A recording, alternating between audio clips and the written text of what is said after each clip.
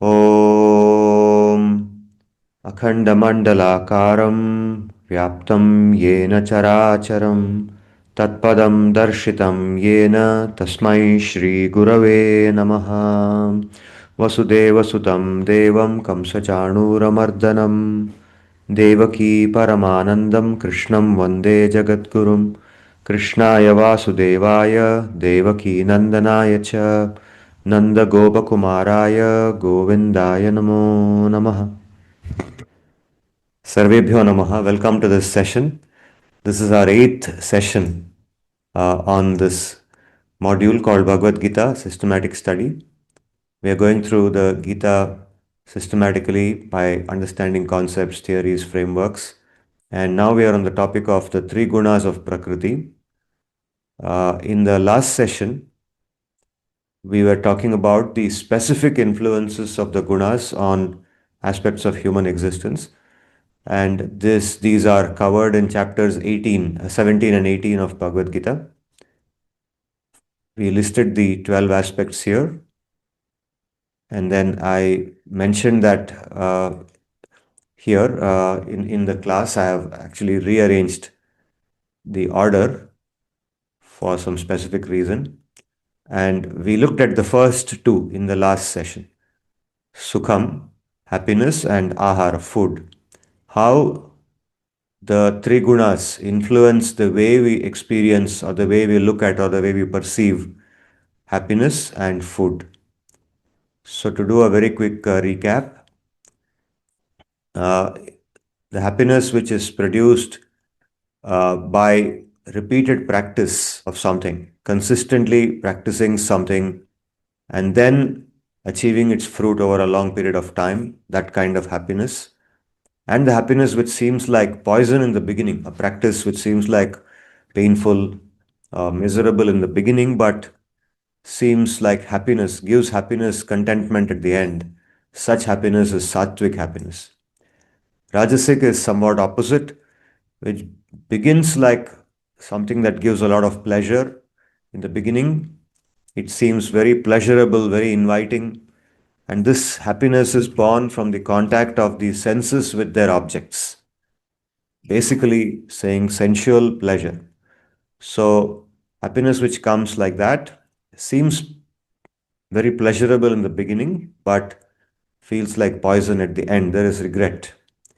And tamas, there is no happiness at all. It's just delusive in nature. What seems like happiness or joy, like sleeping, laziness. When we say sleeping here, we don't mean the basic sleep that we all require. It means excessive sleeping, laziness, intoxication. These things seem to give happiness, but it's not either rajasic happiness or sattvic happiness. Then we talked about food. Food that gives pleasure to the organs in the long run, which is juicy, fattening, which is firm in nature, and it increases lifespan. It gives more energy, vitality. It gives good health. In the long run, a person feels content in his mind after eating such food. It also increases affection towards others. That's very important. The food that doesn't cause increase in jealousy or increase in hatred, anger, this kind of food is sattvic. So it shows the influence of food. Food which is pungent, which is sour, acidic, salty, very hot, very spicy. All this is excessive, means a little bit of saltiness, uh, obviously hotness, spiciness. These are things which are within the purview of sattvic food. Sattvic food doesn't mean it should be bland completely. But going beyond a certain point, when that becomes the source of pleasure, such food is rajasic food. It causes pain and discomfort to the tongue, but some people interpret that as pleasure. Then it causes mental despair, anxiety, stress, anger. These kind of qualities are initiated by such kind of food. Then tamasic food is food which is more than 3 hours old, has become cold, has lost its original taste or flavor. It smells bad, is stale, insipid, and tasted by someone other than one's guru. Even that food, even if it is fresh food, fresh and it is otherwise sattvic food, but if it is, we can say juta in Hindi, uchishtam in Sanskrit, tasted by someone else, then such food should not be eaten. It's considered tamasic, and food which is foul or impure also is tamasic.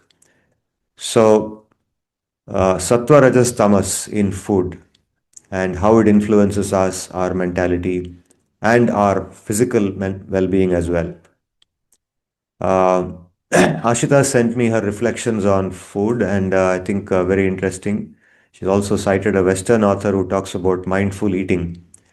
So that's nice writing, Ashita. Please continue developing that kind of writing. And please also, I think, you see, you have mentioned a comment that this cannot be not relevant to academic research, but probably suitable for a newspaper or magazine article. I'm not sure. I think that it is possible to bring in food as a construct among other constructs, not as the only construct. That may require much greater detail, which probably is beyond the purview of a management study. But in a management study too, uh, the kind of food that people eat in an organization or they're oriented to eating. You already have mentioned about how employees are oriented towards eating certain kinds of food. See, when an organization is consciously trying to orient its employees towards a sattvic lifestyle for whatever reasons, then food also becomes a part of that lifestyle. So, food as a construct can be included in that way. That's what I felt. What do you think? Yes, sir. Maybe we can give intervention strategies or what kind of food they are having and how is it influencing their mood. Maybe we Hmm. can test that, or maybe a longitudinal study on that. Yeah, longitudinal study. Yeah, correct. Experimental, longitudinal. Experimental will be more difficult because the influence of food, of course, there is short term influence of food as well, but that is a little gross. Means if I overeat any food, then it's easy to experience heaviness by overeating. But let's say somebody is eating, not overeating, everything is looking all right, except that there's a difference in the nature of the food. So the effect becomes more long term in that case. You can't feel it in the short term.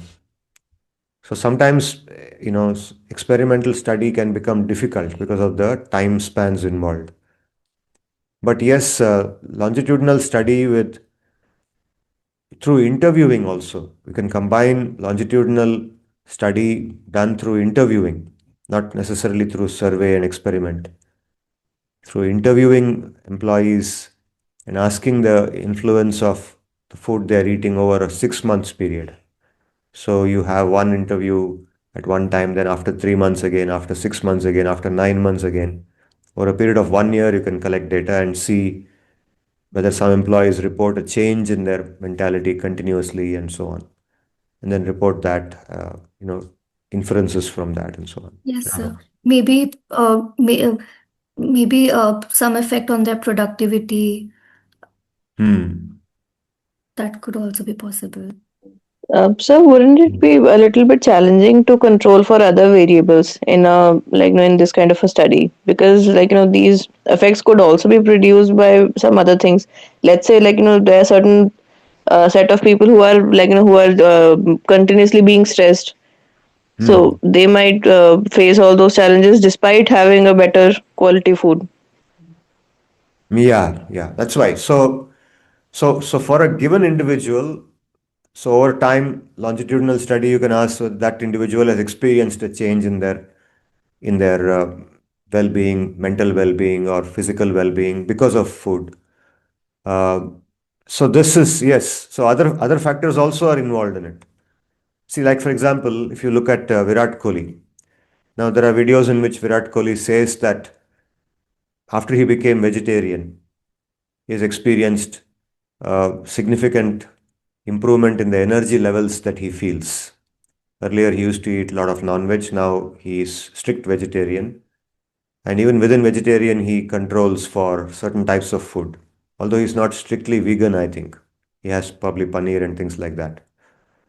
So this kind of a thing where he shows that over time things have changed. The respondent, like here Virat Kohli, respondent is saying that Over time, this has changed. Before I was like this, after this has happened. Now, there are other aspects in Virat Kohli which we don't control. And we don't say that, okay, because he's an athlete, he's feeling like that. No, even that he's an athlete, he was an athlete before also when he was eating non-veg. So it's not only because of being an athlete, but given that all other things in his life remained the same. So he was married also before he became a vegetarian. Everything, many other factors were the same. Only the change in food he's talking about. So you can try to bring that out. That way you're controlling at the individual level. Okay, sir. Good. Good. Now we will go to the third factor or the third, influence. Buddhi. Buddhi means intelligence. In in Vedanta philosophy, Buddhi and Jnanam. Jnanam is listed as the fourth one here. Buddhi and Jnanam are considered distinct from each other. Buddhi is a material element like manas, ahankara. And Buddhi, probably the best word to translate it in English is intelligence, or the faculty with which we discriminate between right and wrong. Should I do this or should I do that? Is this the best thing to do now or is it a second best thing? This kind of thinking, the faculty of discrimination. That's called buddhi. In Nyaya philosophy, in the Nyaya school of thought, the word buddhi and the word jnanam, they mean the same. Buddhi and jnanam are synonymous. In Vedanta, they are used as different words. They mean different things. So our buddhi, our faculty of discrimination, is influenced by sattva, rajas, and tamas. So sattvic buddhi is buddhi which knows the distinction between engaging in material activity and refraining from it. So this is where adhyatmic jnana is also shown. Even when we do the next one, jnana, there it will be shown that jnana is not merely being intellectually capable, but being able to discern that I am not this body, at least theoretically appreciate it, finding that thought acceptable, that I am something that is distinct from this body, I am beyond this body. That sense comes in our buddhi when the influence of sattva is strong. And then the other properties like the discrimination between activities that ought to be done and ought not to be done, between the fear of that which is wrong, which degrades me, that which increases my samsara, and the absence of such fear, thinking that samsara is the place to be in, and so on. So all this is part of sattvic buddhi, or the you can say symptom of sattvic buddhi. Rajasic buddhi, or buddhi influenced by excessive rajas, is somewhat the opposite, by which one is not able to make out this discrimination and one incorrectly or inadequately understands the distinction between dharma and adharma and is not able to clearly discriminate between right and wrong, the best and the second best. So this clarity of purpose, the clarity of the larger goal in life, the ultimate goal, which guides decisions that we make, is less in rajas when rajas is present, because rajas makes us more greedy, more crave more for material enjoyment. Because rajas takes us more into matter, the influence of rajas on buddhi, such buddhi will not be able to discriminate very well. In sattva, that discrimination is very strong, and the person with strength is able to say no to something and yes to something else, which elevates that person. Tamasic buddhi is buddhi which takes dharma to be adharma and vice versa. So in tamasic buddhi also, like in sattvic buddhi, there is clarity of thought. In sattva, dharma is understood correctly as dharma and adharma as adharma, very clearly. There is no discrimination. There is no what you call dvandva, or we say duvidha in Hindi, right? So there's no dilemma. Similarly, in tamas also there is no dilemma. What is adharma is taken as dharma in tamas. No dilemma there. And what others call as dharma will be taken as adharma. So more generally, understands anything as the opposite of being what it actually is. Something that does good to me is taken as something that is not to be pursued. It's bad. It is stupid to do that. But something that is bad for me is taken as my hero, my a good thing to do. Okay, so if you see people addicted to something like an intoxication or prostitution or whatever, some real degrading activity, they take that as the standard of life. That is the way we ought to live. That is, that is human life. That is what we are meant for. So extreme case. Rajas is a little bit towards that. In Rajas, there is some discrimination. There is thinking of short-term gain versus long-term gain, right? Sacrificing the short term for the long term. There is some thinking of that. So even in material pursuits, pursuit for profits, for example, material profit, the entrepreneur, the passionate entrepreneur who's willing to work excessively hard to increase their material wealth. In such a person, there is thinking of short term versus long term. But that is absent in the tamasic person. In the tamasic person, only what degrades, that person thinks is what elevates them. And they think that is the way to be. That is life. Okay, this is tamas. So this is about buddhi. And you'll see the connection between buddhi and dhriti. The fourth one is dhriti. And then we come to jnana, the fifth one. Buddhi, dhriti, jnana, closely connected. Dhriti is resoluteness. Dhriti, dharana, comes from the same dhatu as dharma. Dhr, dharma, dhriti, that which supports and sustains the activities of the mind. So this is sattvic. This dhriti, which is supportive, which gives a sustainable resoluteness in the mind, okay, and which sustains the prana, it says, and the senses. So there is a commitment to doing something and being steady in that thing. That steadiness comes from the influence of sattva guna. So for example, the common thing that we talk about and we make fun with that, we make jokes on it, is the New Year resolution, right? We say that people make New Year resolution and then they don't keep it. They keep it for only 2 days and it goes away. So this is a common joke. We share this joke on WhatsApp and so on. But it reflects this, that why is it that people are not able to keep up any resolution, whether it's New Year resolution or resolution made on any other day? It's because of the lack of sattva. It is sattva, the presence of sattva, the influence of sattva, which gives that steadiness to a resolution that is made. Being resolute is a person who is able to decide upon something, and while deciding also the person has the intelligence to judge whether they can keep it or not. Means, okay, for example, let me start a particular practice, okay, and this practice of, let's say, writing, let's say I'm a writer, I'm an author of something, okay, like in academics also, all of us are authors, although we are not writing every day, but we have to write. We need to write a paper or sometimes article in a book or something. And the activity of writing requires consistency. It requires us to commit to a certain quantity of writing or reviewing what we have written and correcting it. So this commitment to be done every day. It is not that it should be, all the writing is done in just 1 or 2 days and then the submission, like it happens for assignment in an undergraduate or a postgraduate master's program. That's how students do their writing. Everything is accumulated till the last minute and then they submit it. But in an academic career, writing is an activity that is supposed to be done consistently over time, a little bit every day, reflectively done with patience, done with a clear mind and so on. And that comes from sattva. That kind of a mentality or mindset comes from the influence of sattva. The resoluteness of rajas, under the influence of rajas, fosters the pursuit of dharma for material gain. So again, there is resoluteness, consistency, steadiness. Now the difference between the two, in sattva, the consistency takes us towards something, or the commitment towards something that is beneficial. And keep in mind, when we started out with sukha, what did we say? That which appears poisonous in the beginning but gives result in the end.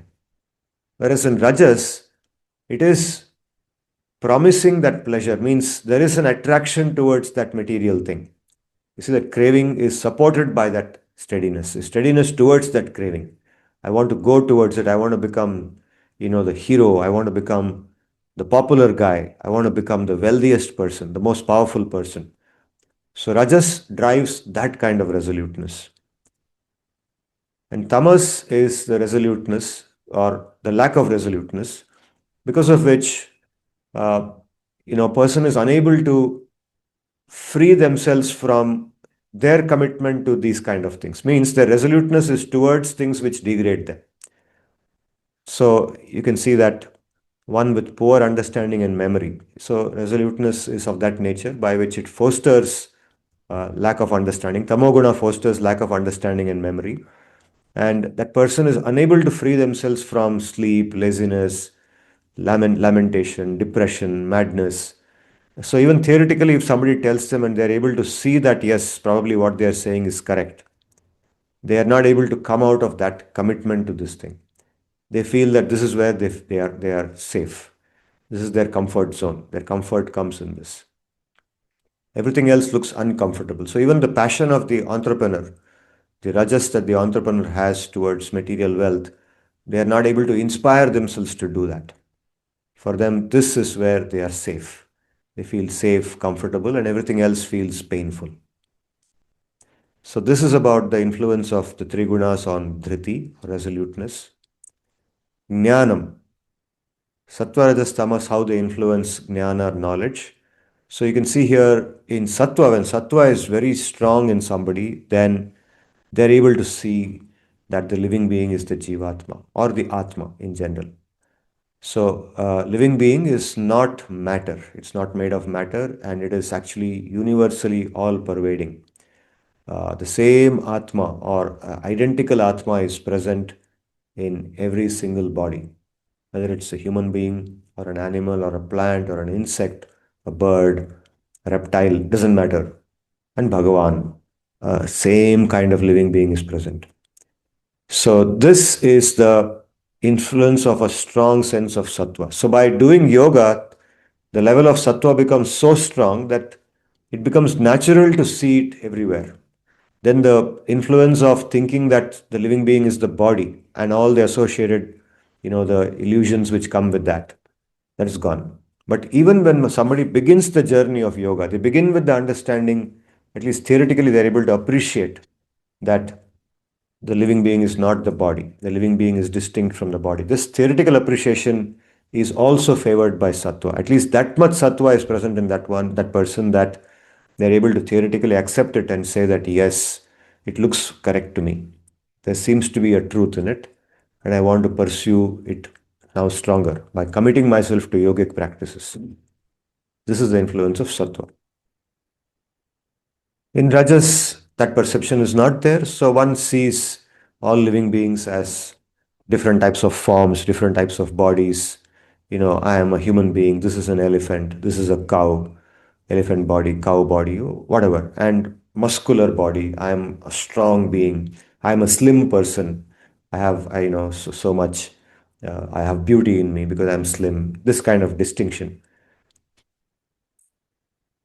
And tamas, the jnana of tamas is this complete absorption and attachment to a single type of activity, obsession to something which one is not able to give up. Even if one knows it is bad, it's degrading, or it is purposeless, it doesn't give us anything in return, but obsession with it. One feels comfort in doing the same thing again and again and again.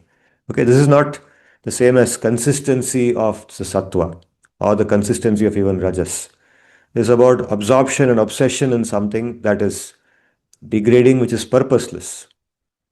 And the jnana, whose source lacks credibility and arbitrary. There is no proper, expert who is telling this. It's just arbitrarily something came to the mind and the person starts believing that. Or someone says something, they hear it, and it seems to be true, they start believing it. They don't check whether it comes from a proper expert, a person who is knowledgeable in this field, nothing. And there is a lack of proper understanding, sometimes trivial, something that's very trivial, that person makes it very big. It appears like a big thing, an important thing. It's not important at all. Like, for example, one example of this tamasic activity, which is coming from tamasic influence on jnana, is the liking for gossip. We see this a lot, right, in society around us. It's an easy example to give. Uh, Gossip about a topic which has no importance at all, either to that person's personal life or to work. And a typical topic, that is prevalent historically is politics, where you talk about one party versus another party. One party does this, the other party does that, who is correct, and how that fellow is like this fellow is like that. Uh, that kind of talk, which just goes on and on and on, which has no bottom to it. We see this very prevalent in WhatsApp groups. Some people do it all the time, right? Okay, there's a paper that discussed the positive effects of workplace gossip. Okay, so they look at tamasic aspect in a positive way. Maybe there are some positive side effects also, like it leads to creativity. It has more potential to give relief sometimes from other types of anxiety. It takes away the mind from one type of anxiety and relieves them. There could be certain other things too. But from the larger perspective of life, this is tamasic and it degrades us. So this is the influence of sattva, rajas, tamas on the three things: buddhi, dhriti, and jnanam. Okay. Now Sarthak So also has made a comment. just Yes. just Yes. one doubt. So when we are saying tamas, which leads to so in tamas we are saying that it leads to complete absorption and attachment to a single type of activity. What does this mean? Obsessions about things like, let's say, some people are obsessed to playing, say, a game. Okay. You get obsessed to a particular game on your mobile phone. And then day and night, you're just doing that. You're not able to come out of it. Addiction to that, obsession. Okay. It's not a medical addiction, but Mm-hmm. you're stuck to that thing. It is trivial activity, right? The game has neither a Okay. benefit for that person's personal life in any manner. Okay. Sometimes, like you said now, workplace gossip has some positive effects. You can say, Mm-hmm. okay, after doing a lot of hard work, a person wants some relief. Then for 10 minutes, they play a game that relieves their mind. They make them forget the anxieties they had. Mm-hmm. Beyond a certain amount of time, if a person is playing that game for hours together, and we see that is the problem with mobile phones in the hands of teenagers today, right? Many papers are talking about that. And not only teenagers, with adults also. Another addiction is television, watching television, right? Some people endlessly watch television. There's no end to it. I mean, morning to evening, they sit couch potato. There's a term for that, right? Couch potatoes. They sit there. They also arrange, because they have money also. They arrange food. There's cola. There is snacks, chips, other kinds of pleasing snacks are there. Snacks keep coming, and you're watching TV endlessly. Some sports goes on, and sports to entertainment. There are this kind of soaps, and this, what is it called, Shark Tank, and this and that going on endlessly watching television. So this is what is meant by attachment to a single type of activity purposelessly. So it's not rajasic there, because rajasic activity is driven by a purpose. There is material purpose there, right? There is an end, there's a goal which says, I'll become this or I'll get this. And that motivates that thing. That is rajasic.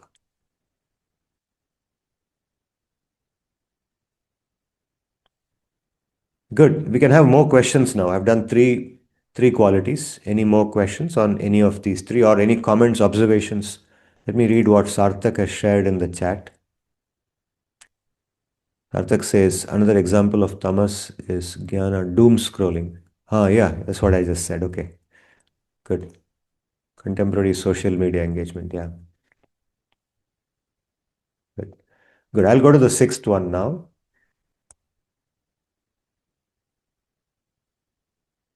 One second. Where is my PPT? Why is it not going forward?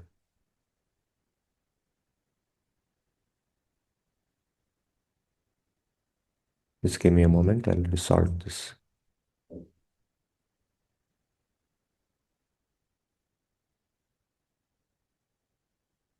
Yeah.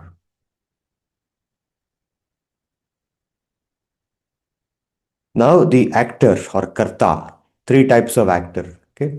Ultimately, you'll see that there's an overlap, but from different perspectives. The sattvika karta. the person who is doing activities, the person who does the activities, what is that person's thinking or the mentality? So Satvika Karta, his aspirations are for things like mukti or elevation in his consciousness.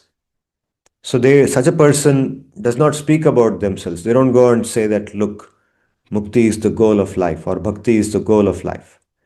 So I am practicing bhakti. You also practice bhakti. You also come and do this like me.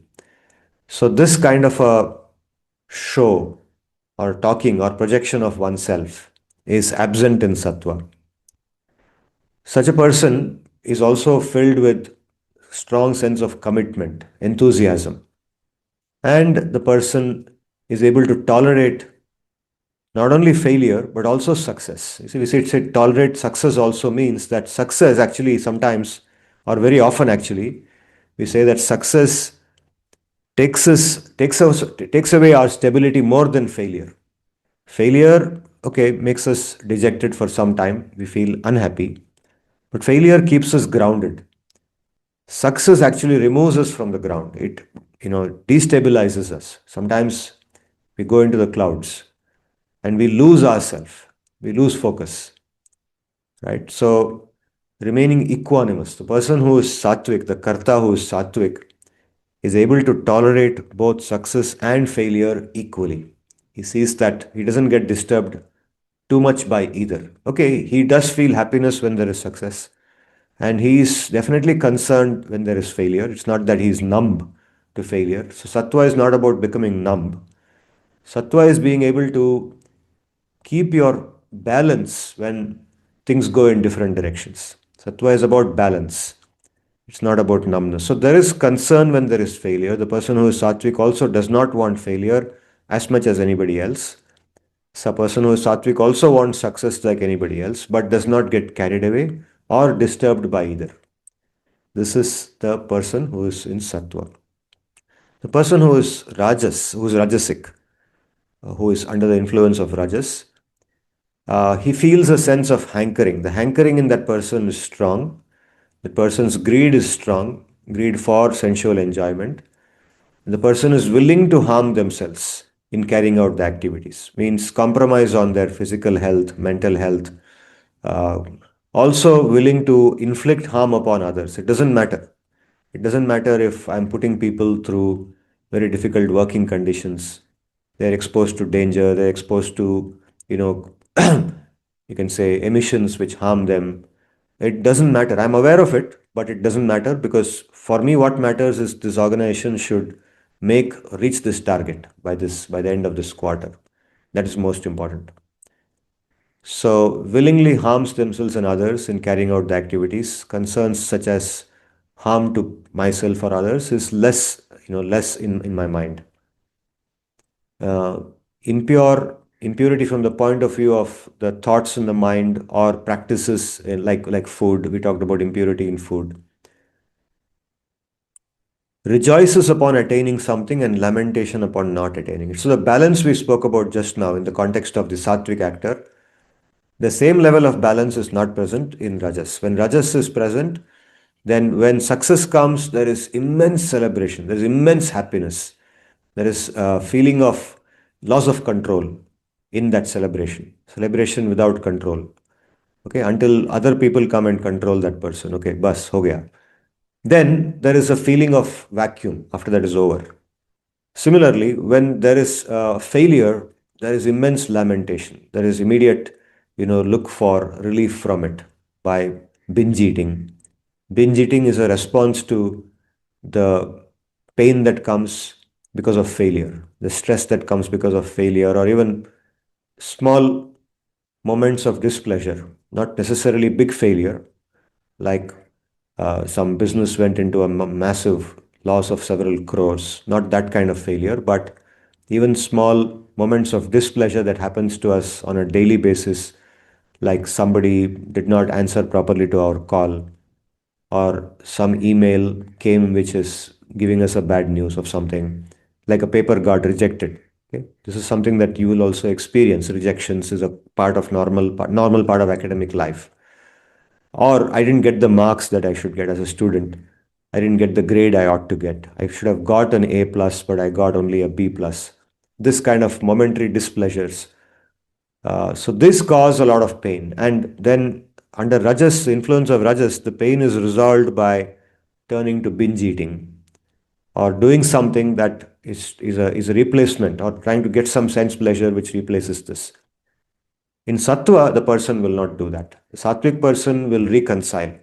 Will also be unhappy about that source of displeasure, but will reconcile, will reason out with themselves or do something by which they overcome that pain. So the balance is less in Rajas than in Sattva. Okay, in Tamas, the Karta engages in inappropriate activities, like we have already talked about, is degraded, is sometimes very rigid. It's difficult to change the mind of that person. Even though that person may theoretically accept that what they are doing is not correct, they don't want to change because they are being told by somebody. There is arrogance. They're saying, "Who are you to tell me? Because you are telling me, I will not change. I am I. My I will be disturbed if I change now because you're telling me." So such a person needs to be, the only way the person can change is when there is a real punishment, a real harm that comes to them. Then their mind might decide, okay, now I have understood. But otherwise, that obstinacy keeps them there. Even if they can see that what they are doing is degrading them. Okay, this is tamas. And that person is often wicked. Wickedness is more visible under the influence of tamas. Wicked activities. The person who is in rajas, because of their intelligence towards material goals, the ambition drives them. The ambition gives them the intelligence to not show their wickedness outside, even if they have wickedness inside. But the tamasic person will not hesitate, or they don't mind being told they are wicked. They probably feel proud being called wicked. Okay, rakshasas is lazy. Like, terrorists, for example. Terrorists under the influence of tamas. Terrorism is a tamasic activity. It's not driven by rajas. In rajas, there is constructivism. Materially, they are constructive. When I say constructivism here, I'm not referring to that philosophy. I'm referring to the idea that they want an end result, a creative result, which actually gives them material happiness. But in tamas, it's not that. They want to destroy, and that destruction gives pleasure, like the way terrorists do, like people who come and destroy others' happiness. So wickedness, being known as wicked, gives happiness, right? And similarly, the person does procrastination. The person is largely dejected many times under depression. So depression is a symptom of tamas. When somebody is under depression, then there is excessive tamas acting on them. Okay, karta, karma. Karma is related to the karta, the kind of activities the person does, and you will see the correlation between the two. Naturally, the sattvic person is inspired or attracted towards the shastra. The shastra gives very deep knowledge, which is not materialistic in nature, but even materialistic knowledge it gives in a very different way. It recommends indulgence in matter with caution, with balance, with you can say discipline, with restraint, with application of restraint. And this is the influence of sattva. So, a person who is sattvic is willing to do that. For example, if they have to get some return, then they would be willing to do the tapasya to get that return, not just blindly push everything outside, put other people through pain and get it, like the Rajasic person would do. They would do the tapasya required to get that result, and that would be sattvic, the sattvic approach to matter. And the person who does activity and the activity which is done without consideration of like and dislike. So, sattvic activity involves being a little, you can say again the sense of balance between this is pleasurable, this is painful. Like the common example of getting up early in the morning on a winter, getting out of bed, it's unpleasurable, but I'll do it. Similarly, done without craving for the fruits of the activities. This is something that is distinct to the sattva we talk about here in Bhagavad-gita specifically, where detachment from the result, even though every activity is done keeping the goal in mind. Activity without a goal in mind doesn't reach its goal, right? It'll go anywhere. So every activity is to be done with purpose. There is a clear goal that by this time, let's say I'm working on some project, then by this time I should complete this part of the project. By 1 o'clock in the afternoon, before I have lunch, this much must be done. So there's a clear goal in the mind of the sattvic person also. But then what we mean by detachment from the fruit of the activity is the sense of lack of possessiveness that it belongs to me. The result which comes from this is for the larger good. The ultimate result is for the larger good. It's not for creating pleasure for me or for aggravating my my sense of my personal identity. It's for the larger good. There's a larger purpose in doing this work. Okay, that's the meaning of detachment. We'll talk more about asakti, anasakti a little later. Rajas, activity in Rajas is activity motivated by the desire for worldly returns. It's done with that strong sense of ego, promotion of that I am this, I am the hero, I am the entrepreneur, I am the CEO of the company, I'm the founder, I am the one who built a 10,000 crore company. Okay, or even in a much smaller project, I showed the way. I showed the way, and then the project became successful. It was I who built this. So these kind of things, that egoism drives it, and a lot of hard work goes into it. So you see, in Western philosophy, there's a lot of emphasis on hard work leads to success. So the success they're talking about and the hard work they're talking about is all rajasic in nature, and it's required. In this for economic, the kind of economic development that we are seeing today is because of this rajas. If we want that economic development to be of that nature, then rajas is required for it. If people are sattvic, then the kind of economic development we see today, with that infrastructure, with the skyscrapers and the material, the glamour and the glitter of matter that we see today in the world, will not be present. It will be like the kind of the sattvic success that we had earlier. Like we'll see a lot of temples, we'll see a lot of places of worship, temples or churches or whatever, and we'll see people having more more activity which is like sports, which is driven towards good health, things like that. There would be a lot of activity, but activity not driven by the glitter and glamour of the world. Okay, that is more sattvic. Okay, tamas. Tamas is activity initiated out of ignorance, confusion, and you can see one point made here is done without consideration of the consequences, like this, like being arrested by an authority, by being, getting into trouble with the law. Okay, so you'll see sometimes, a teenager driving a bike. Every now and then we get to see an article like this. Some teenagers, they took a car, their father's car, without the father's knowledge. The father had bought a new car, got into it, drove the car at full speed early in the morning at 2 o'clock. And till 2 o'clock, they were partying. They didn't sleep. They were partying and they were doing this and that. And then they got into the car, and at 2 o'clock in the morning, the roads are empty. And then they tried to test the speed of the car. And the guy who was driving the car wanted to show the others in the car how fast the car can go. So the car's speedometer says it can go up to 250 kilometers. So he takes the car on a highway and goes at 250 kilometers just to show, and goes and rams into something. And all the four of them are killed.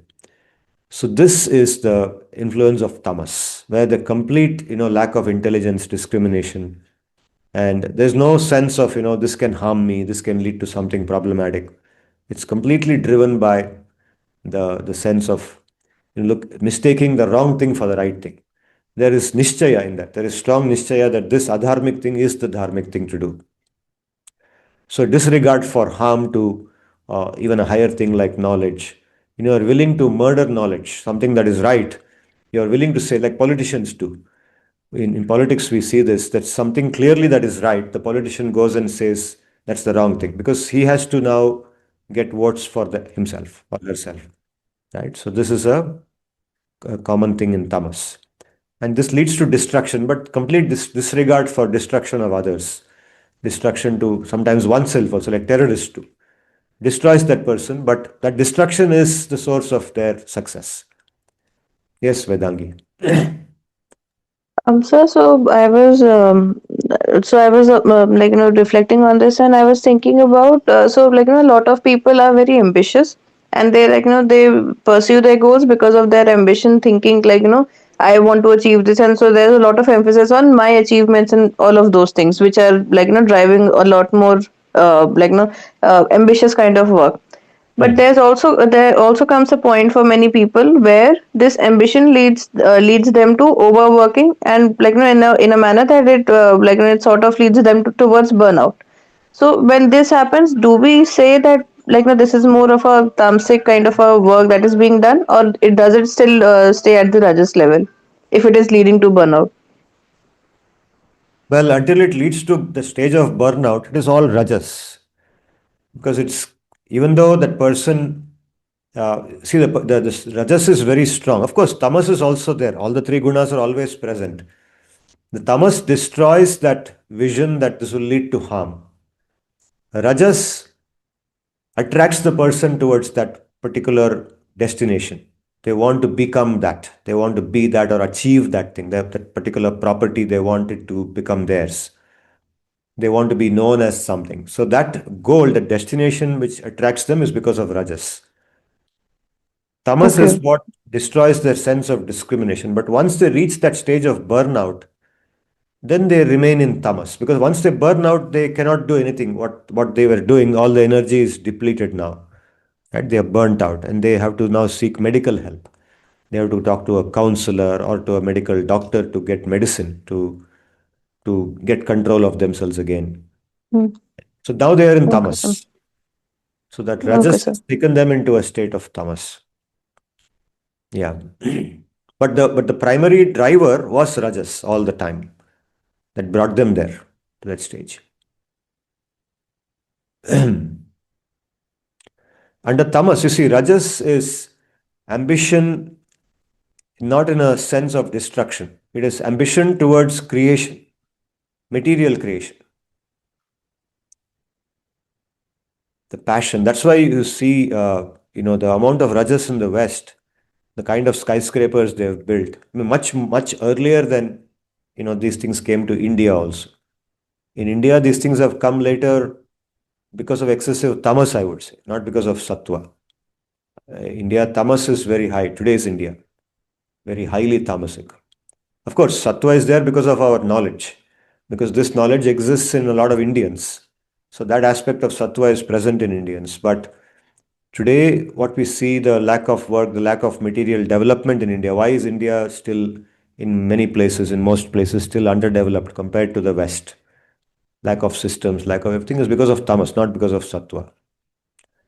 Because of not wanting to work. The what do you call, the resentment of any kind of work, even rajasic work, even though you know that, having a material possession or material security. For example, you may go to people and tell them that, look, you'll have a cleaner existence if you clean up, if you keep your locality clean, and you can have a sewage system and so on. Don't throw things here. Now, who are you to tell me? तुम कौन हो? तुम कहाँ से आए हो? तुमको क्या चाहिए यहाँ पर? Then they'll talk to themselves. ये वोट के लिए कर रहा है सब. ऐसा वाला कोई मानेगा नहीं. So this kind of language, because tamas. So if same thing, if you go to another place, you'll see that there's so much cleanliness, right? So at least those people have that lack of tamas and maybe some level of sattva and rajas in them, that they have managed to take the trouble to create dustbins and throw things in the dustbin and so on, right? So you can see that, tamas, see, it's visible. Like these things, the influence of sattva, rajas, tamas becomes visible in these examples. Good. Anything else you would like to say? Anyone? Sarthak. Okay. Now going forward, Pranam karma sir. tyaga. Hmm? Okay. Tyag or Pranam sir. renunciation, letting go. Okay. That's the eighth item, eighth quality. So under the influence of sattva, a person performs their prescribed activities inspired by a duty-driven mentality. I'm doing this because it is my duty to do it. For example, I am a professor. Now, what will happen if I get, my this particular result? It's my duty to write a paper. I'm supposed to do it, not whether I want whatever comes from it later or not. What's the point in writing a paper? What do I get in return? This institute gives me nothing for doing that. No, whether it gives me something or not, as a professor, it's my duty. I'm expected to do it. Society expects me to do it. So, a person who thinks like that, this is sattvic thinking. So, such a person gives up attachment to the different fruits. Okay. Now, this is one example of detachment where the idea that the returns which come from it, whether they will be of the source of pleasure or not, is not a concern. Okay, they may give me happiness, they may not be. The fruit may not be what I think it should be. It doesn't matter. When activity is done out of duty, there is sense of detachment. So this is the meaning of tyaga. Tyaga means he also does not reject activity. So he rejects the thinking that this is for my enjoyment, but does not reject the activities that are uncomfortable or inconvenient to execute. This is also important because sometimes people think that tyaga means just giving up or stopping work. So that is not tyaga. So Sri Bhagavan points out in the 18th chapter also, and this is from the 18th chapter. So here he points out that karma tyaga does not mean stopping work. It's not inaction. The word akarma is used in Bhagavad-gita in two senses.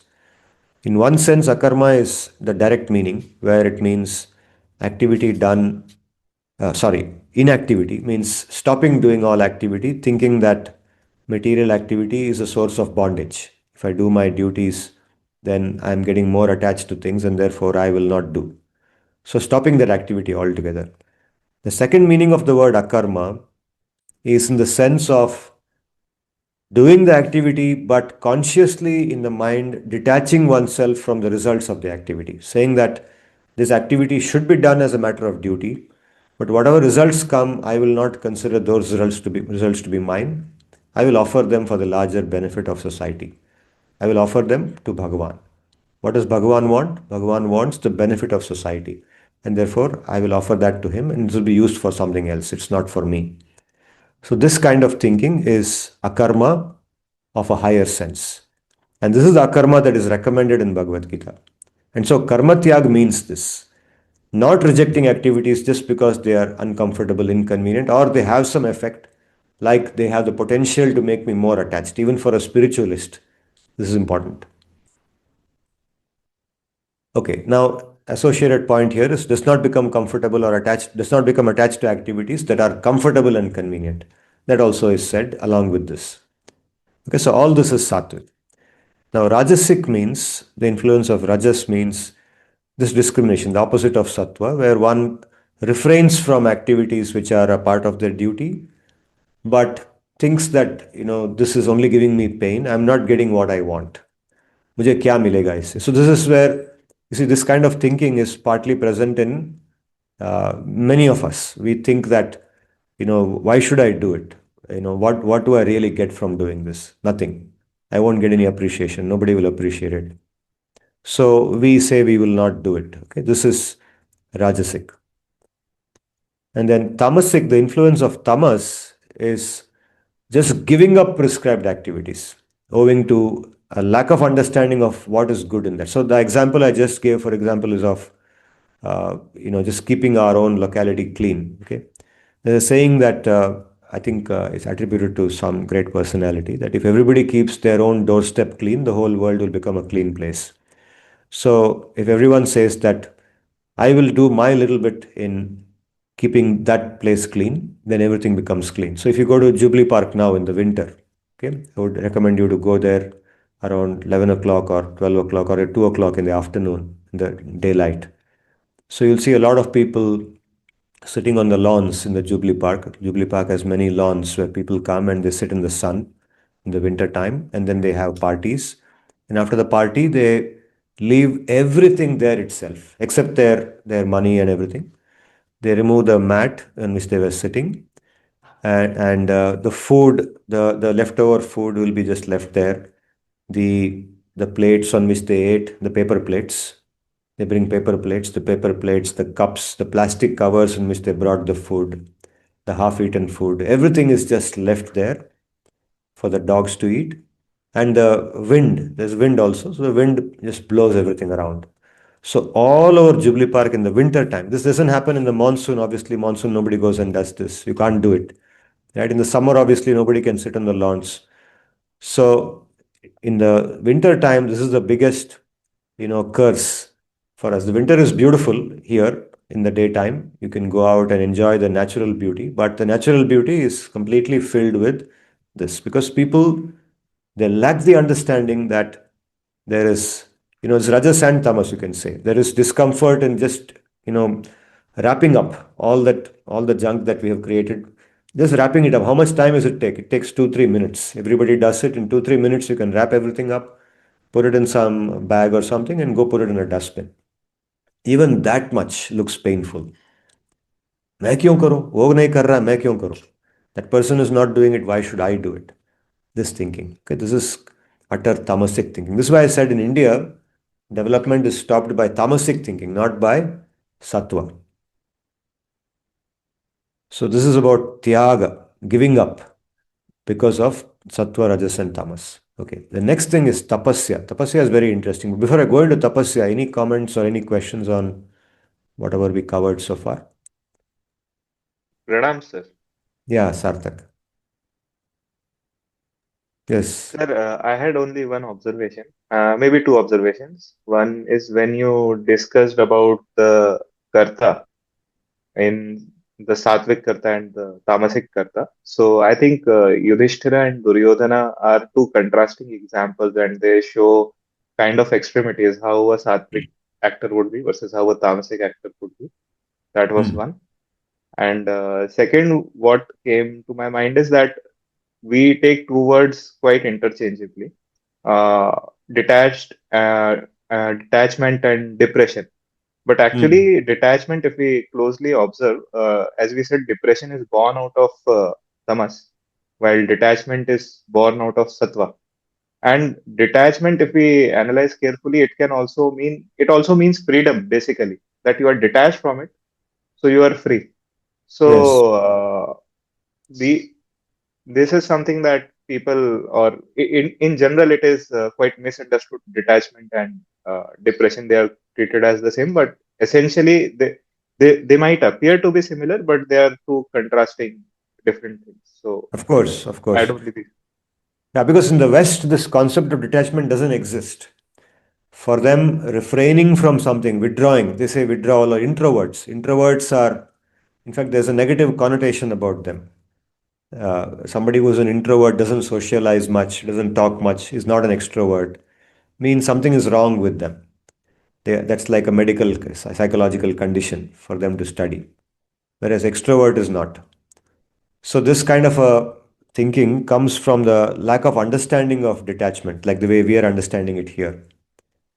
So there's a word called withdrawal symptom, and things like that. The person is withdrawing, going into a shell because of some painful experiences in life, right? So they think that is detachment. When we use the word detachment, they think it is that. It is not at all that. It's completely different from that. Like you pointed out now, it's completely different from that. It is done out of illumination. There's internal knowledge. There is knowledge inside that, this is not worth it. The person who is in sattva can see that this material pursuit is not at all worth it. There's no worth in it.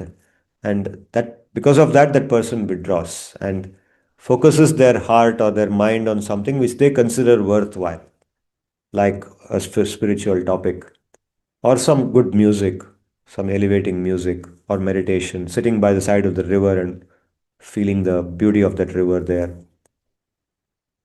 Vedangi, raised your hand, Vedangi. Nothing, sir. So I actually had a doubt, and but then like no, I've thought about it, and like no, that resolved itself. Mm-hmm.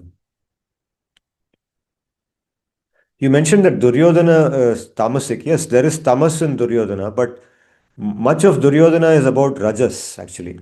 If you see his mentality there, it's heavily driven by rajas, the greed for his own power, his own, fame, at the cost of anything else, at the cost of anyone else's suffering. So he's doing that work. He's not lazy. Duryodhana is not a person who is lazy or, likes to sleep a lot. That is Kumbhakarna. Example of tamas is Kumbhakarna. He is cursed to be like that. Duryodhana is like Ravana. He's Rajas. He's willing to inflict pain. He's willing to insult the other person's wife, like Ravana also did that, right?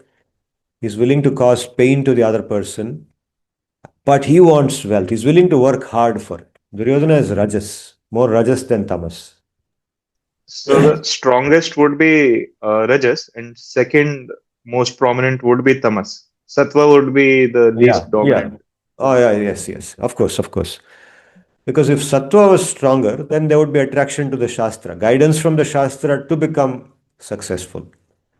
Like the Rajas you see in Indra, Rajas and Sattva. See, the person who wants to become Indra, like Bali, for example. Bali is going to become the next Indra, right? So, that passion to become the next Indra, driven by the understanding that that is a higher state of existence for me than this. So, I'm willing to perform the yajna, the tapasya, and everything to go towards that.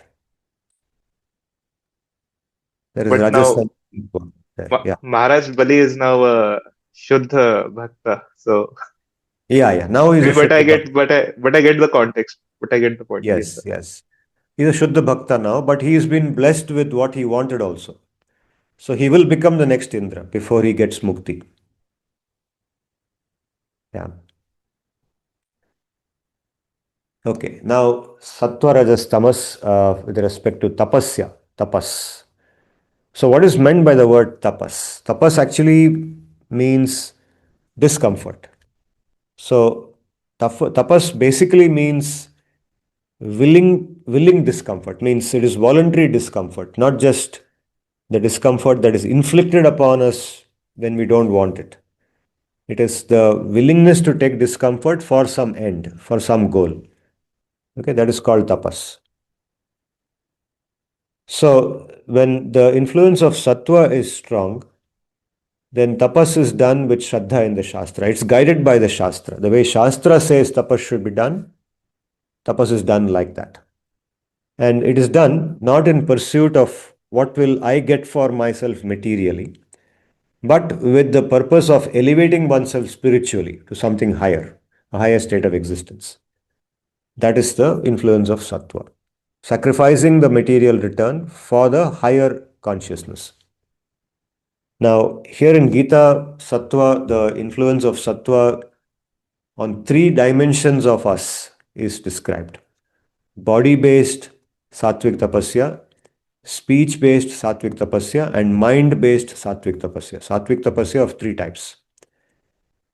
So, body-based sattvic tapasya is when there is engaging the body in activities of worship of Brahmanas, the Devatas, worship of the Guru, worship of one's own parents, and worship of any scholar who is a learned scholar, a genuinely person who deserves to be worshipped.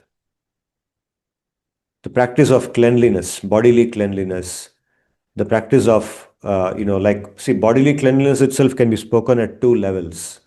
One is the external body, like when we take a bath with water, then we clean the external body, it appears clean, the smell, any bodily odor is removed, etc., cleaning our teeth and so on. Second is the internal organ cleanliness, eating food, fasting, tapasya in such a way that the body remains internally clean. The organs are always in the best condition. There is no internal accumulation of disease and so on. So this is bodily cleanliness. Then there is also the sense of, doing the activity, using my body in the way that is correct, not hurting anybody with my body, not stepping on somebody else's, property. The practice of celibacy, brahmacharya, ahimsa, physical ahimsa, harmlessness towards others. So all this is body-based tapasya when there is discomfort involved in doing it. Okay, tapasya becomes tapasya only when there is voluntary discomfort in it. If it is done with comfort, pleasure, which is normally done, when there is normal happiness in doing it, then it is not called tapasya. That's why what happens is in tapasya, Initially, there is more discomfort, but when one becomes consistent in doing it, then the discomfort reduces.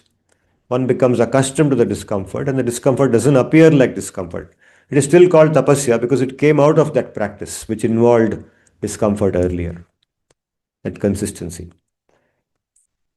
Now, then there is speech-based sattvic tapasya, vachika. So first is called kayika in Sanskrit, and speech-based vachika tapasya. Speaking in a manner, consciously speaking in a manner that does not disturb others. That is not speaking anything which comes to the mind, okay, which can be painful sometimes. Speaking that which is truthful, which may actually sometimes embarrass oneself. And speaking something that is well founded, which you know for sure is correct, which is not just something that is you're guessing. If you're guessing, then you say that it's my guess. You admit that it's a guess so that the other person is not misled. Speaking something in a way that is pleasing to hear and which leads to a beneficial outcome, and reciting the Veda with the mouth, reciting in the Veda or the Shastra, recitation, activities of recitation of the shlokas. This is Sattvika Tapasya.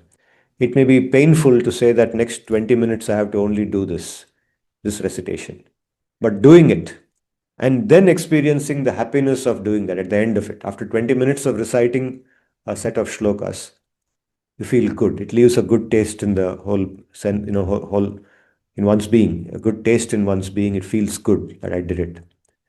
This is Vachika Tapasya. There's a shloka, a very famous shloka. Satyam bruyat priyam bruyat, na bruyat satyam apriyam, priyam cha nanratam bruyat, esha dharma sanatanaha. Have you heard this shloka, anyone, before?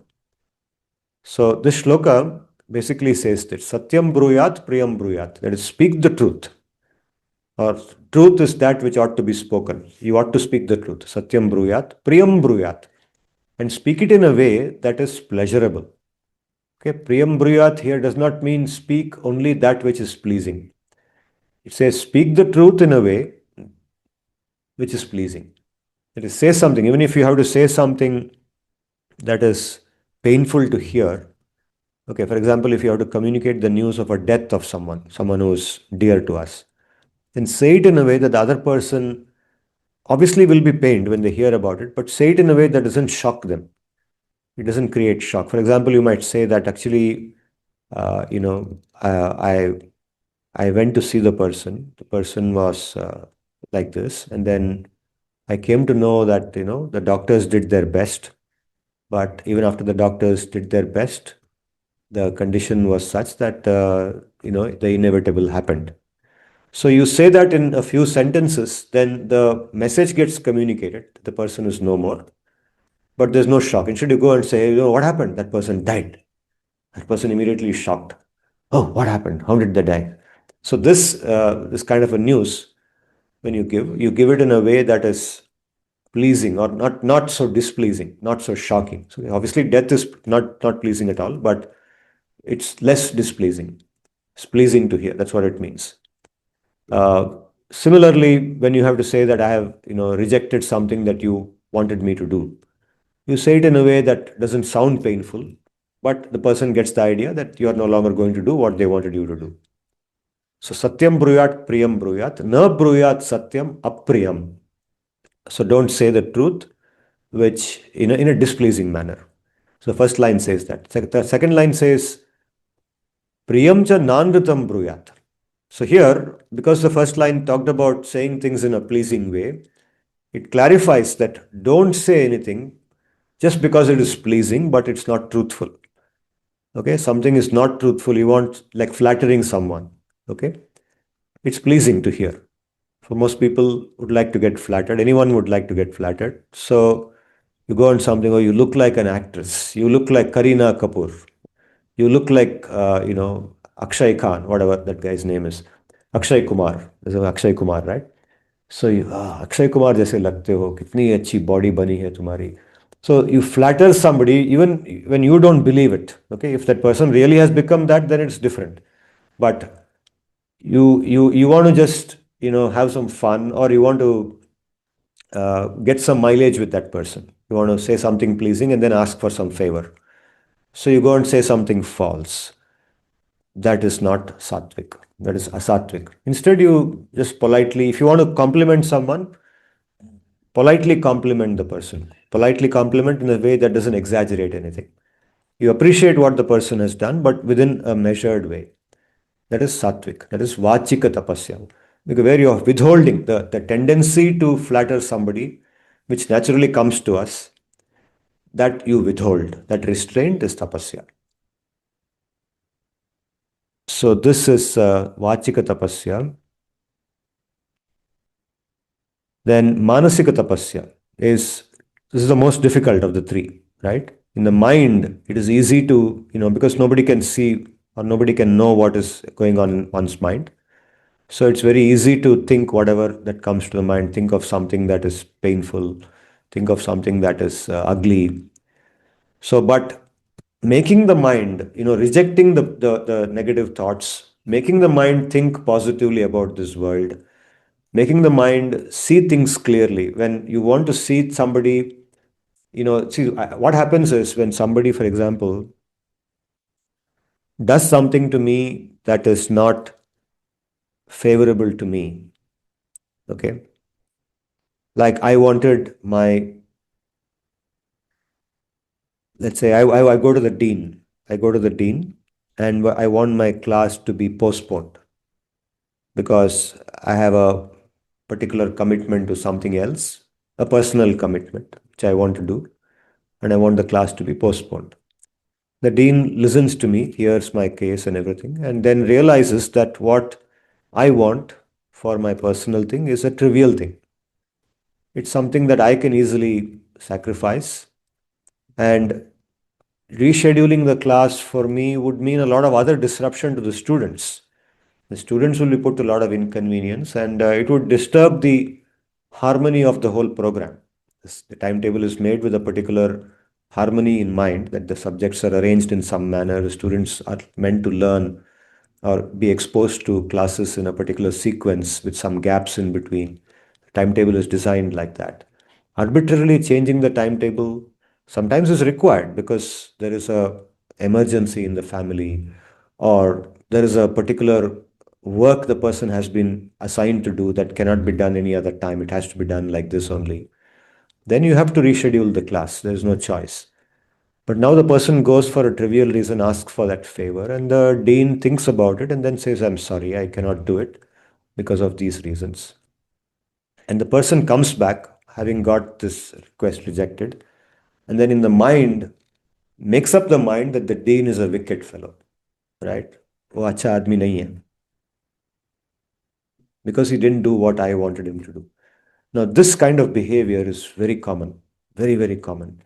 You reject somebody's something, and then in their eyes, you become a wicked person forever. Then onwards, you are a bad person as far as they are concerned.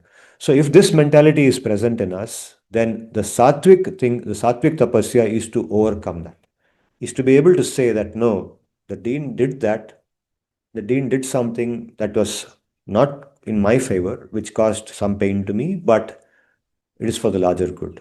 The dean is not a wicked person. He did something that was right. So, willing to say that that person is not wrong, accepting that pain as something that was a consequence of what I wanted, not what that person wanted, is sattvic.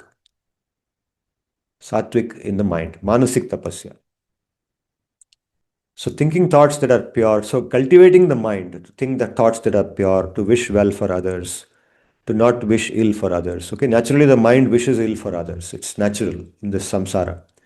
So to remove that and to go against it and say that no, I will not think ill for others, I will not wish ill for others.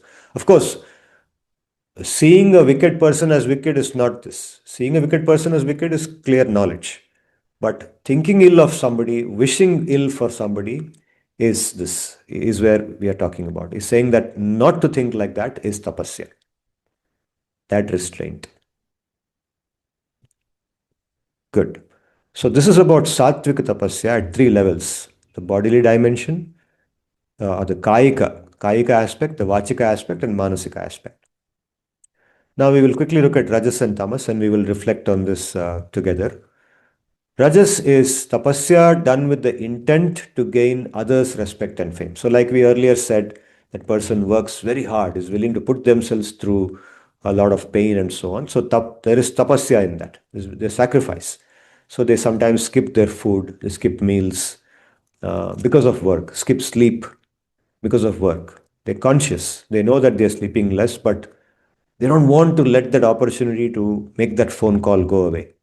Because if they get up late and go there, then the competitor will come and get it. So they will be there. They will be there to make that presentation. They will get the customer. They'll sacrifice. So there is a larger material intent. They gain others, respect, fame, worship. Worship with hypocrisy. Worship with hypocrisy, right? Arrogance and a cheating mentality. A mentality to cheat or tell lies, to mislead the other person. Okay, this is the business world is driven by this kind of tapasya, today's business world. And things done arbitrarily, arbitrary statements are made. Then in tamas, tapasya done in complete ignorance, causing pain to one's own body and mind. So some people think that, pain is the source of pleasure. There's something called masochism also, right? You heard about this. And there's an intent to destroy others. We've seen this. So tapasya done to become strong, to destroy others. We see this in the Vishwamitra story when there is anger. Tapasya driven by anger, a sense of revenge. Amba, in the story of Amba, we see this. Her whole tapasya is driven by the anger against Bhishma. Right? She wants to somehow or other destroy Bhishma. So because of that thinking, she puts herself through enormous amount of pain. Enormous amount of pain. If you read that story in Mahabharata, she has to, I guess you know the larger story, right? All of you know that anyway, so I won't say it again. But you see the pain that she goes through because she got rejected by Shalva. Okay. Now, if you look at Bhishma's position in that, Bhishma actually unknowingly ends up in that situation. He doesn't know that she has an affair with Shalva. He kidnaps the three princes, kidnaps her. I shouldn't use the word kidnap. He does what is called in Sanskrit as apaharanam.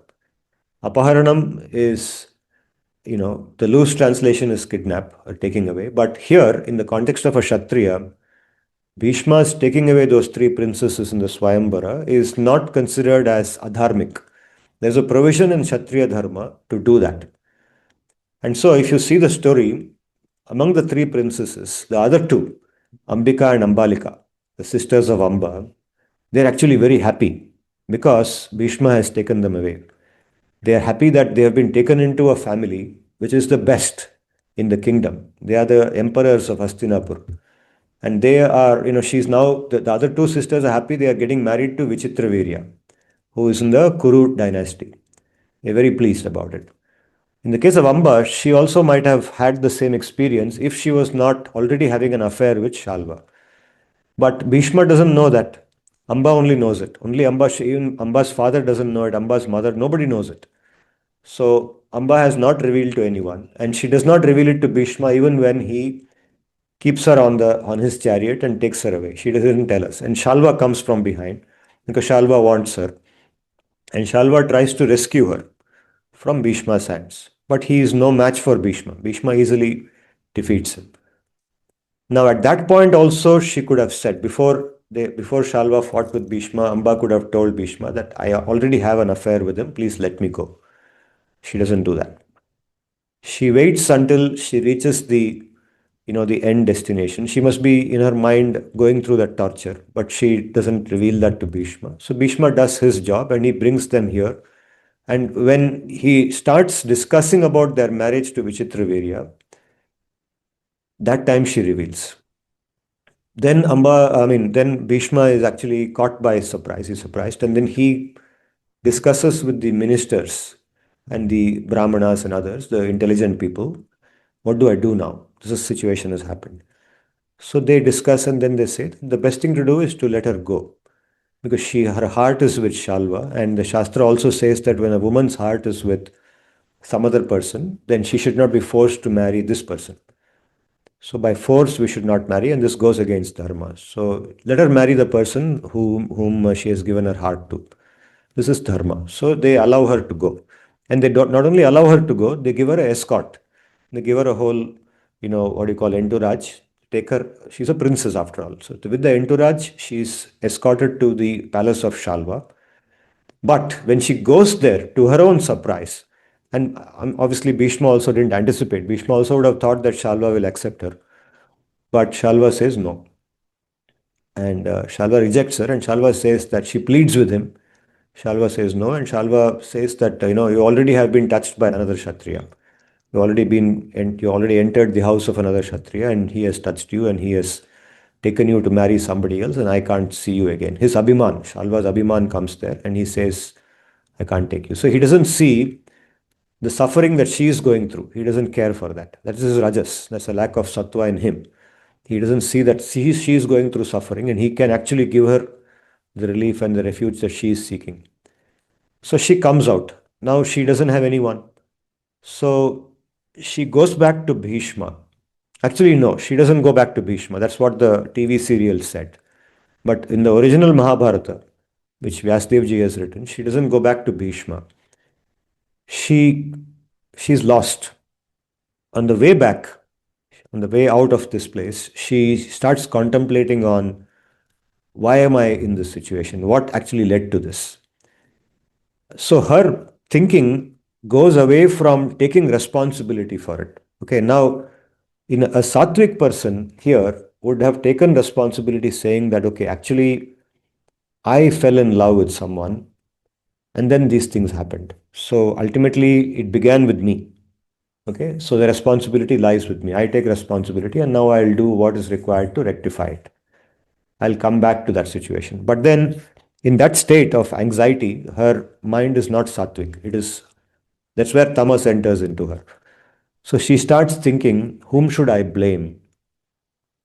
The blame mentality comes. The blame mentality is a mentality of tamas. When something goes wrong, then somebody has to be blamed. That somebody has to be someone other than myself. What went wrong in my life, someone else is to blame for it, not me. And so we look for someone to blame, and typically as children, we blame our parents, or we blame our immediate relatives or friends, and our teachers, of course. Teachers are to blame for my failure, not me. I didn't do anything. I failed. But teacher is to blame because teacher didn't teach properly, or teacher didn't make me focus. I should have focused. It's my responsibility to focus, but teacher didn't make me focus. Teacher was not strict enough, so I didn't focus. So teacher is responsible. So this way, blaming somebody else is a tamasic activity, and that's what Amba gets into. And Amba then starts trying to think whom she should blame. She begins with her father. She thinks maybe my father is to blame for this. Then she decides it's not her father. Then she thinks Shalva is to blame for this. And no, not him also. So like this in sequence she goes, and finally she concludes that Bhishma is the one to blame. It's because of Bhishma that I am now in this situation. And she makes up her mind there itself that I should now kill this guy. This guy doesn't deserve to live. So she's thinking like that. She goes and she is advised by many people to give up that thinking. It's not that that's the end of it, but she's advised by people to give it up, but she doesn't give it up. She continues to hold on to it, and she then makes, she creates a war between Parashuram and Bhishma that comes because of this thing. And Parashuram is the guru of Bhishma, and they have a war with each other. They have a big yuddha in which both of them, they end up exhausting each other, and nobody is defeated in that. So Amba's resolve leads to an enormous amount of pain to herself and to others, done with an intent to destroy somebody. And she has to take one more birth to be able to do that. Go through a lot of pain in that birth also. Second birth also as Shikandini. She's born as Shikandini. And as Shikandini also, she has to go through a lot of pain before she actually ends up achieving that objective of causing Bhishma's death. So this is an example of tamasic tapasya. And today we see a lot of this. People with a sense of revenge, people taking revenge. The terrorists, of course, are the easiest example of this.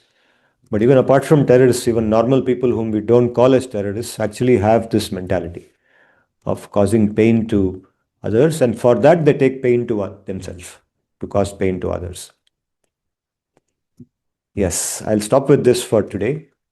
We can reflect on whatever we have discussed today and take questions, your comments, your insights. Yes, Sarthak, you would like to start with something? Sir, I had one question. So we deeply investigated the case of uh, what was the name, sir? What we just mentioned, Amba, Ambika, Ambalika. Which one of these three was Shikandi? Amba. Amba becomes Amba. Okay, Shikandini. okay, Yeah. okay, okay. Sir, we had also earlier discussed about Rishi Vishwamitra and Hiranyakashipu. So both of Yeah. these, Vishwamitra so also in the. Hiranyakashipu, Yes. Hmm. yes, sir. So Hiranyakashipu is in Tamas and Vishwamitra Rajas. If you could please clarify on that. Vishwamitra also is in. You see, Rajas and Tamas. There is both in them. Mhm. The tamas is the, see, Vishwamitra is, just like Amba, Vishwamitra is driven by the anger to kill Vashishta, right? Where is it coming from, that mentality? Vashishta should die. Why? Because he refused to give me his Kamadhenu. I am the king, that Kamadhenu is supposed to belong to me, but he refused to give me, and so he should die. So this thinking, this anger against Vishwamitra, against Vasishta, coming out of the strong greed for some material possession which belongs to him, already belongs to him. I want to grab it. This thinking is tamasic thinking. There is no thinking of, so he does enormous tapasya on Shiva. He leaves his kingdom. In the process of that, his sons are killed. 100 sons of his are destroyed by Vasishta, right? And then he goes, there's only one son left, and that one son is made the king, and he goes to some place in the Himalaya and does tapasya on Shiva. And manages to does tapasya in such a way that Shiva is also pleased. And he comes and Shiva says, okay, I'll give you all the weapons. So he says, give me all the weapons, the best, including Brahmastra. Some 50 odd weapons are listed in the Ramayana, in the story. Gets everything, comes back and tries to destroy Vasishta with that. So this is tamas. Yes, yes. So again, See, Tamas is the If most Rajas prominent, was but some predominant, amount of Rajas. no, yeah, some amount of Sorry. Rajas is also there because there is a return, material return for it that I will become, Hmm. famous. So there is Rishi. no, yeah, there is an end to it. I'll become something. I will get at least, so even before he thinks of becoming Brahma Rishi, that comes later, the second iteration. First iteration is only to kill Vasishta and get the sense of success of having killed him. That's all. Hmm, hmm. He remains the king Vishwamitra in the first iteration. There Yes, he's only yes. thinking, I will remain Vishwamitra and I will also, but I no longer want Kamadhenu. Whether I get Kamadhenu or not, I will destroy Vasishta and the entire ashram. So he launches a Yes. terrorist-like attack on the ashram, right? Yes, sir. Yes, sir. Yes, sir. And So there is very little rajas there. It's sorry. There is rajas there. There is that rajas also along with that tamas, which keeps him, mhm. attracted to that goal of becoming somebody famous after having killed Vasishta to show who he is. Yes, sir. Yes, sir. And My same with Porno. Hiranyakashipu. Yeah, Tamas Hiranyakashipu. prominent and Rajas is secondary. Yeah, Rajas is secondary. Yes, Tamas and Rajas. Yes, the revenge on Vishnu for having killed his brother. Yes, Vishnu has killed his brother, so taking revenge on Vishnu for having killed his brother. Correct. And the secondary part is that I will now be called Bhagwan. I am the Bhagwan. No, Yes, I no. am the hero. Yes. After he does the tapasya, he is the only Bhagavan. There is no Vishnu. Vishnu is like non-existent. We see the same thing in Kamsa also. Oh, Kamsa also. Of course, until he realizes that after that voice comes, only then he remembers Vishnu. He remembers his previous birth as Kalanemi. Until that but point, still there is he, but still he does not take it the right way for yeah, whatever reasons. yeah, yeah. He's trying to destroy Vishnu after doing that. Yeah. Yes. Yes, Ashita. Sir, Ashita. you have mentioned that in Dharma, that Dharma says that women should get married where her heart lies, or she should get married by her choice. Hmm. So, but what happens is that in our Indian culture, parents basically look for guys' financial stability. And Mhm. even if women wants to get married uh to her to whomsoever she likes, but Mhm. then parents protest against it because the guy is not financially stable. So Yeah. how do we balance out these two things?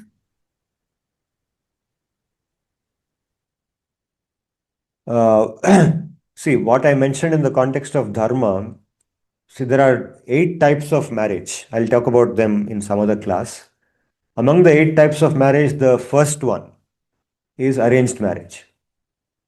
That is, it's called Brahma, I think Brahma Vivah or something. I'll get you the exact terms also.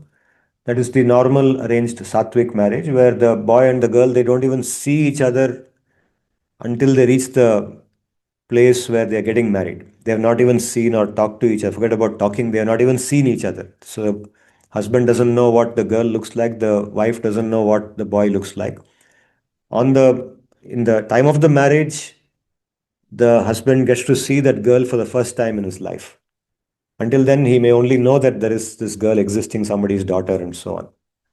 Okay. Of course, in many cases, this marriage also happens between cousins. In India, it's common that the brother's son marries the sister's daughter, or vice versa. Sister's son marries the brother's daughter.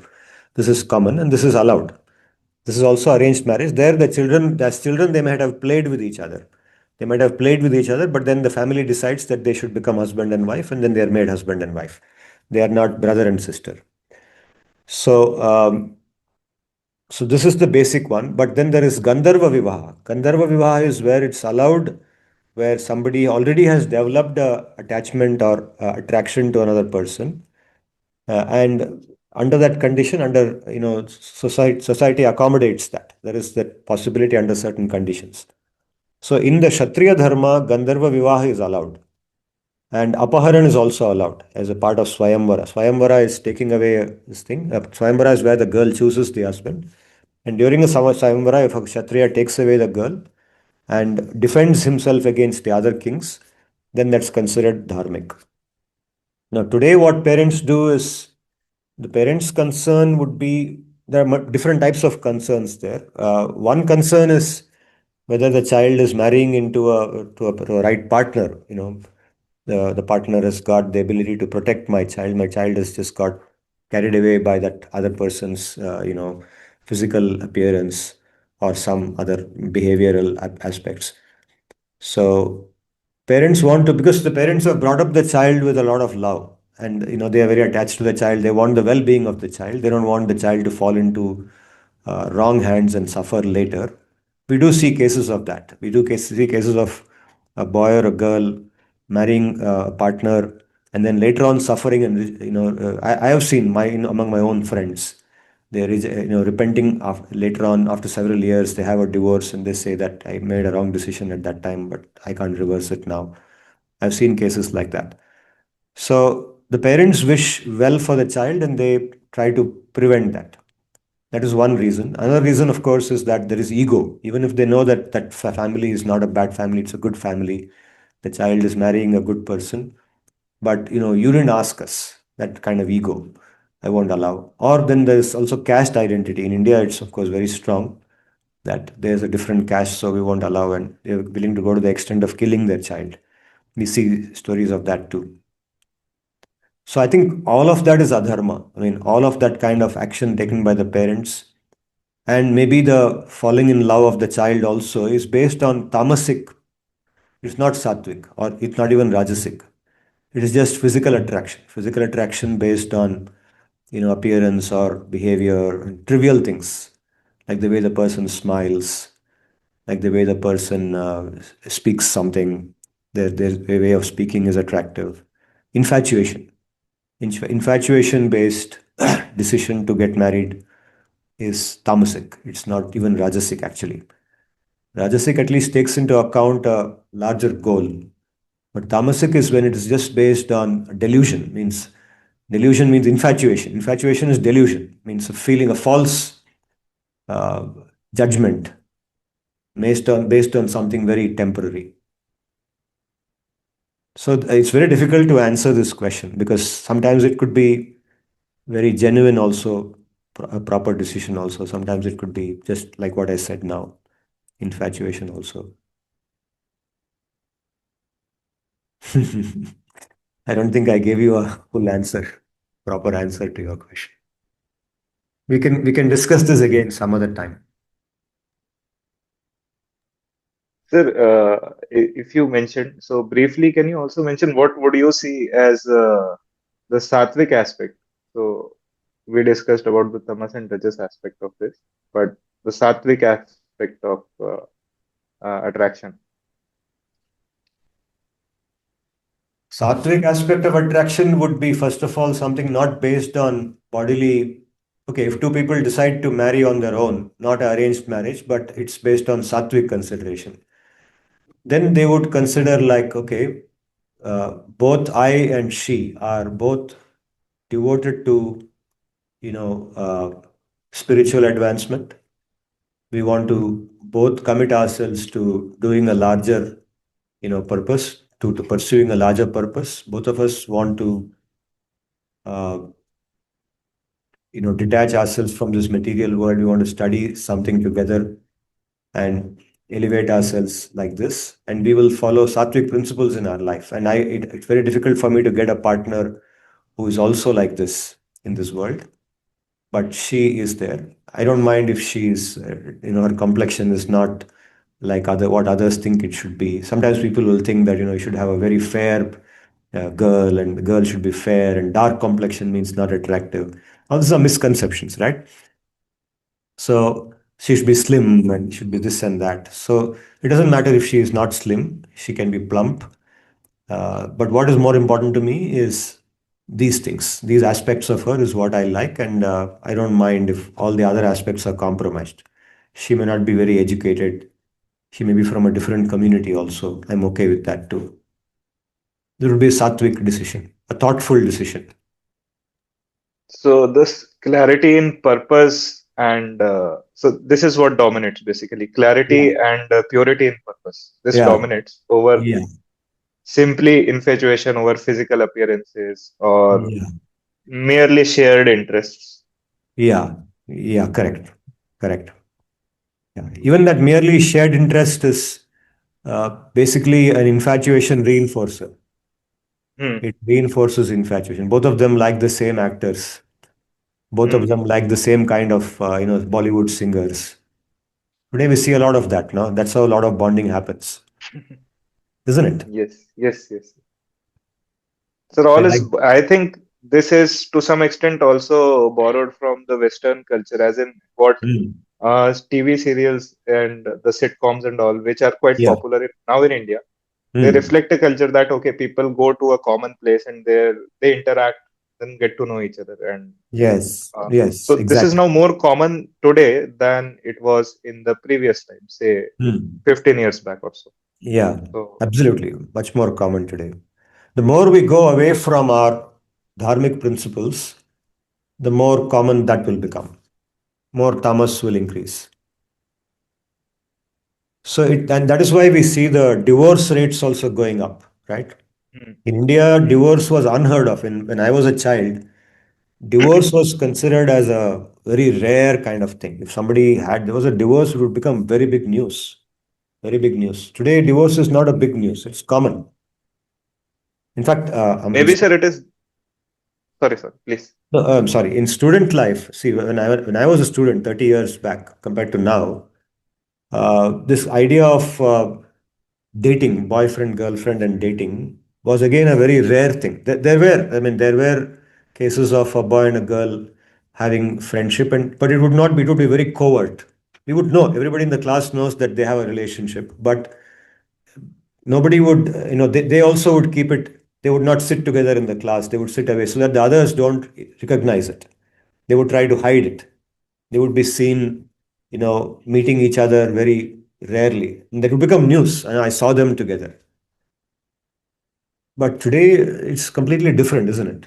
Today is, it's not only is it not about not being seen together. Today, my students comment, my BM students sometimes share, my girl students share with me, sir, he was my first boyfriend.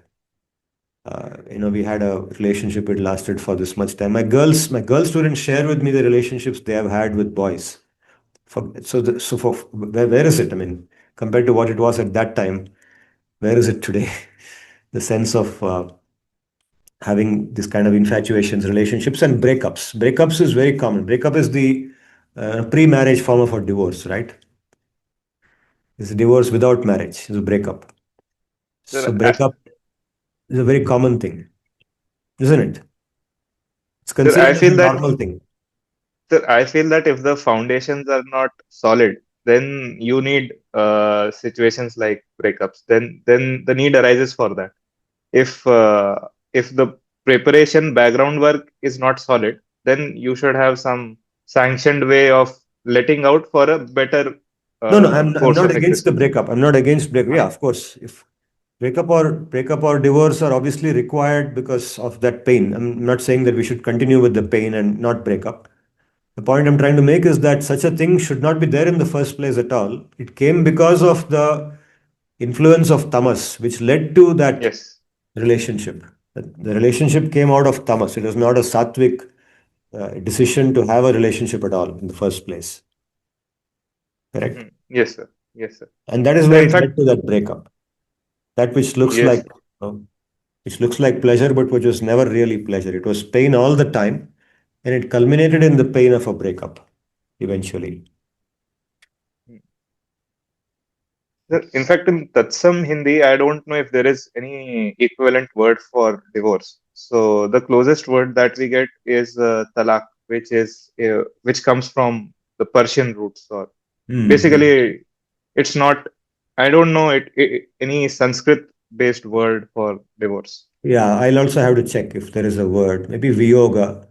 Viyoga could be a word that Hmm. can be used. It's not coined for describing divorce because divorce was not a part of our culture at all. No, there was no Yes, concept sir. of divorce. There was only a concept of, sati, for example. If the husband dies, then the wife also goes into the pyre with him. These kind of concepts were there. But today, sati is not there. It's abolished. Obviously, today's society, sati will not work. That's a different point. But divorce was, I don't find it described anywhere in any of the stories. Yeah. Yes, sir. The pure intentions will fall under sattvic good.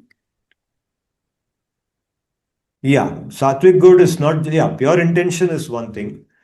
But pure intention that is supported by clear thinking, not just good intention, but when there is clear rational thinking behind it, being able to see the operationalization of that intention in the action.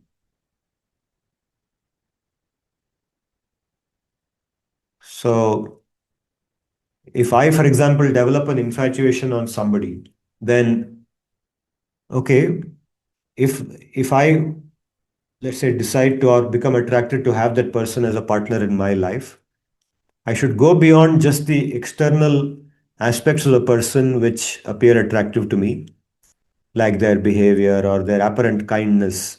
See, in the stage of infatuation, the other person appears very kind, very good in qualities, very noble, very saintly, very dharmic. This is infatuation, which makes the other person appear like that to oneself. But the rationality with which we analyze is that we go beyond what it appears to be externally and think, could there be something wrong in this person also, which I'm not able to see? Look at the person in a more comprehensive manner.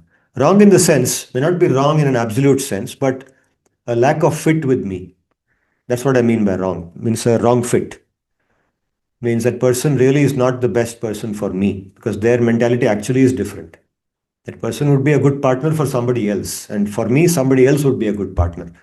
Being able to see that requires sattva. Being able to stand apart from that infatuation and see it rationally. So sometimes good intention can mistake us, or we can mistake our infatuation to be good intention when it's actually not good intention. That we should be careful there. We should be very cautious. Sir, So this is actually a as you fine mentioned, topic. Yeah. Sorry, Sarth. sir, no, So as you mentioned, one thing is about rationally saying that okay, this person may not be suited, but Hmm. also concurrence can also come from sattva, right? That upon deeper investigation, you find that Yeah, there will be yeah, always some challenges. No one is exactly like you because you are yeah, the unique jiva. But yes, compatibility, so in a positive way, basically you both yeah. help each other grow. Yes, if it can come, it can come. But if it comes without infatuation, it's even better. Hmm. If that conclusion of concurrence comes with no infatuation, that person is physically, you're not attracted to the person physically or in any other way, not for their wealth or not for their any other physical aspect, but except for the aspect of that higher purpose. That is best. So the arranged marriages could provide a setting, especially in the previous times, maybe Hmm. whenever it Hmm. was, but Yeah. it could give an avenue that okay, the families they are wise people, they know that okay, what is good for their children and who Hmm. could be a good fit because they know their child well. So possibly it might have been a good avenue in that sense. Yeah. Yeah. And earlier society in India was also not nuclear family society. We should keep that Hmm. in mind. Yes, See, when yes, an yes, arranged yes, marriage happens in India, a marriage is not between two people. correct. It is between two families. Yes, And not just two families, actually, it's between two communities, whole community. So it's just not so somebody from my community has married that community, even if I'm not part of that family, then immediately there is a bondage. And then it goes one level even higher between two villages. The whole village feels that, okay, somebody from my village has married somebody from that village. Now the two villages have a bond between them. So marriage is much deeper than that. It's a much deeper commitment. So infatuation may happen after marriage, like when the boy and the girl they start living together, then they may develop infatuation with each other, which is then good, which actually helps strengthening that bond and commitment to each other's well-being and all that. That's good. But there, the grounding in the larger social fabric keeps them well grounded and protected. There's no question of divorce. Regardless of what differences may come between them later on, everything gets ironed out because of the social fabric in which they are living and the expectations of work and duties and responsibilities for all of them that keeps the society stable. And think of the long term implication of that, the implication on the children. Now, what is the implication of divorce on the children? And on the other family members, the brother, the sister, how much pain the brothers, the sisters, the parents undergo when their children divorce, right? Enormous amount of pain. Of course, even that is decreasing now when people are accepting divorce as a normal thing. That pain also is going away. And children, of course, children will go through enormous amount of disturbance in life. We see so many, children needing medical help or counseling because of this. Parents fighting with each other, parents divorcing. So we should ensure that it doesn't happen in our family, keeping all these things in mind. yes, sir. Thank you, sir. I think it's a very big topic and a topic that we can't cover in a small class like this. We should discuss this separately, one on one, maybe. I'll close for today. We are well beyond the time. I'm holding Vedangi and Ashita. Our discussion goes on. So I'll close and then we continue from here. And please come back with more comments, questions, and your reflection next Wednesday's class. Om स्वस्ति प्रजाभ्यः परिपालयन्तां न्यायेन मार्गेण महिं महिषाः गोब्राह्मणेभ्यो शुभमस्तु नित्यं लोकाः समस्ताः सुखिनो भवन्तु हरे कृष्ण कृष्ण कृष्ण हरे हरे हरे राम राम राम हरे हरे धन्यवादाः पुनर्मिलामः अग्रिमबुधवासरे पुनर्मिलामः